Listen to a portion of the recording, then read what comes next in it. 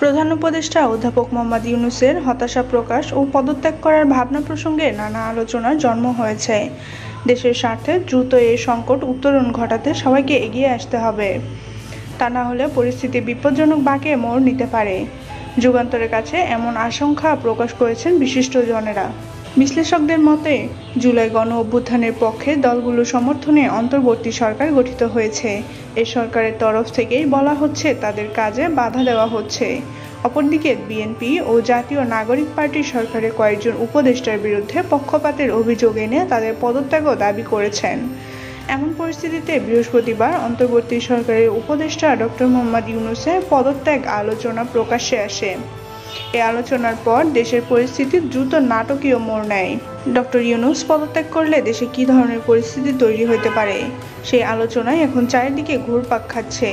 এ বিষয়ে বিশিষ্ট অর্থনীতিবিদ ও রাজনৈতিক বিশ্লেষক অধ্যাপক ডক্টর মাহবুব উল্লাহ শুক্রবার সাংবাদিকদের বলেন, এই মুহূর্তে প্রধান উপদেষ্টা পদত্যাগ করলে তা দেশের জন্য ভয়ঙ্কর সমস্যার সৃষ্টি করবে। ওই সমস্যা থেকে বেরিয়ে আসার মতো সক্ষমতা দেশের নেই। তিনি আরও বলেন, দেশের অনৈক্যের পেছনে পরিকল্পিতভাবে কলকাঠি নাড়ছে আমাদের প্রতিবেশী রাষ্ট্র ভারতীয় আধিপত্যবাদ। কোনো না কোনোভাবে গোলযোগ দেখিয়ে দেশের শাসনে ব্যর্থতা দেখিয়ে এখানে আবার পতিত ফ্যাসিবাদদের নিয়ে আসতে চাচ্ছে। প্রায় এই ধরনের মন্তব্য করেন সুশাসনের জন্য নাগরিক সুজন সম্পাদক ডক্টর বদিউল আলম মজুমদার। বর্তমানে রাজনৈতিক ও অর্থনৈতিক প্রেক্ষাপটে ডক্টর মোহাম্মদ ইউনূস পদত্যাগ করলে দেশে বড় ধরনের ছন্দপতন ঘটবে বলে তিনি মনে করছেন।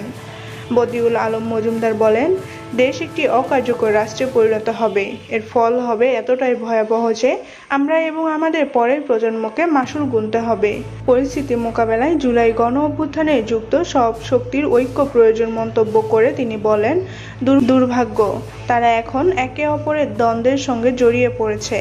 ফ্যাসিবাদ বিরোধী শক্তির মধ্যে এই দ্বন্দ্ব যত বাড়বে, প্রতিপক্ষ ততই সুযোগ নেবে। এছাড়া জুলাই গণ অভ্যুত্থানের পর দেশের মানুষ এক নতুন বাংলাদেশের স্বপ্ন দেখেছে।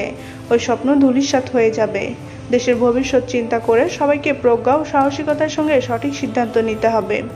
জুলাই গণ অভ্যুত্থানে আওয়ামী লীগের পতনের পর অধ্যাপক ডক্টর ইউনূসের নেতৃত্বে গঠিত এই অন্তর্বর্তী সরকারের প্রতি সেই আন্দোলনের ছাত্র নেতৃত্ব, বিএনপি, জামায়াত সহ সব দলের সর্বাত্মক সমর্থন দিয়েছিল।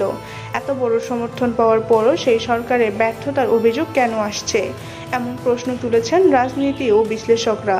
কেউ কেউ বলেন, এই পরিস্থিতির জন্য সরকারেরও দায় রয়েছে।